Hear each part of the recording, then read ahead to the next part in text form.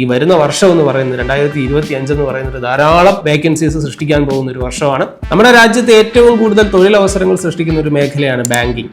പക്ഷേ കുട്ടികൾക്ക് പൊതുവെ ഈ ബാങ്ക് എക്സാംസിനോട് വലിയൊരു താല്പര്യമില്ല. പൊതുവെയുള്ള ചില മിഥ്യാധാരണകൾ പിള്ളേരുടെ മനസ്സിലുണ്ട്. ബാങ്കിലെ പരീക്ഷകൾ അല്ലെ ബാങ്ക് എക്സാംസ് എന്ന് പറയുന്നത് ഭയങ്കര ടഫാണ്, കണക്കിൽ എക്സ്പേർട്ട് ആണെങ്കിൽ മാത്രമേ ബാങ്കിൽ ജോലി കിട്ടുകയുള്ളൂ, അങ്ങനെയൊക്കെ ചിന്തിക്കുന്ന കുറേ ആളുകൾ നമുക്കിടയിലുണ്ട്. മക്കളെ, അങ്ങനെയൊന്നുമില്ല. നിങ്ങൾ കുറച്ച് കോൺസെൻട്രേറ്റ് ചെയ്ത് പഠിക്കാമെങ്കിൽ, നിങ്ങൾ അതേന്നും പറഞ്ഞിരിക്കാമെങ്കിൽ, ഒരു എഫേർട്ട് എടുക്കാൻ നിങ്ങൾ തയ്യാറാണെങ്കിൽ നിങ്ങൾക്ക് വളരെ എളുപ്പം അച്ചീവ് ചെയ്യാൻ പറ്റുന്ന ഒരു മേഖലയാണ് ബാങ്കിങ് എന്ന് പറയുന്നത്. ഈ മറ്റ് പരീക്ഷകളെ പോലെ തന്നെ GK എന്ന് പറഞ്ഞൊരു സാധനം ഇതിനകത്തിലില്ല. നിങ്ങൾ കറണ്ട് അഫേഴ്സും ബാങ്കിങ് അവയർനെസ്സും മാത്രം പഠിച്ചാൽ മതി. അതും പ്രിലിംസിൽ ഈ സാധനം ഒന്നുമില്ല. പ്രിലിംസിൽ ആകെപ്പാട് മാത്സും റീസണിങ്ങും ഇംഗ്ലീഷും മാത്രമേ ഉള്ളൂ. ഇനി മാത്സ് എന്ന് പറഞ്ഞാൽ നിങ്ങൾ പേടിക്കേണ്ട കാര്യമൊന്നുമില്ല. കണക്കെന്ന് പറഞ്ഞാൽ 10ാം ക്ലാസ് നിലവാരത്തിലുള്ള കണക്കാണ്. പിന്നെ ബാങ്ക് എക്സാമിന്റെ ഒരു ഡിഫിക്കൽട്ടി എന്ന് പറയുന്നത് ടൈമാണ്. നിങ്ങൾ എത്ര ഹൗ ക്വിക്ക് യു ആർ, അതാണ് അവർ ചെക്ക് ചെയ്യുന്നത്. നിങ്ങൾ എത്ര സ്പീഡുള്ള ആളാണ്, നിങ്ങൾക്ക് എത്ര വേഗത്തിൽ ഒരു ഡിസിഷൻ എടുക്കാൻ പറ്റും, അതാണ് ബാങ്ക് എക്സാംസിൽ അവർ ത്രൂ ഔട്ട് ചെക്ക് ചെയ്യുന്നത്.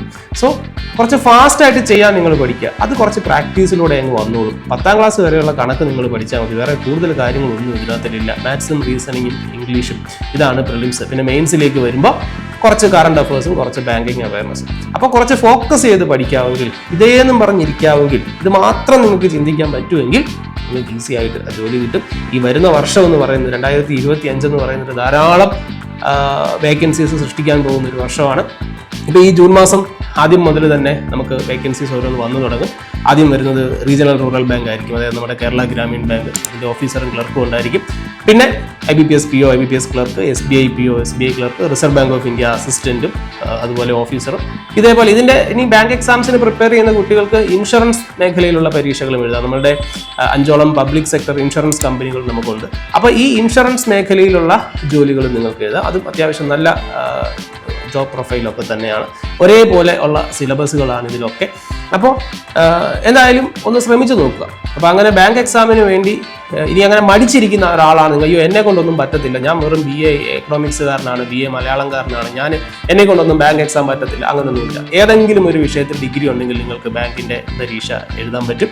അപ്പോൾ അങ്ങനെ മടിച്ചിരിക്കുന്നവരാണെങ്കിൽ നിങ്ങളൊന്ന് ശ്രമിച്ചു നോക്കുക. അങ്ങനെ ശ്രമിക്കുന്നതിന് നിങ്ങളെ സഹായിക്കുന്നതിന് വേണ്ടിയുള്ള ഒരു കോഴ്സും നമുക്കുണ്ട്.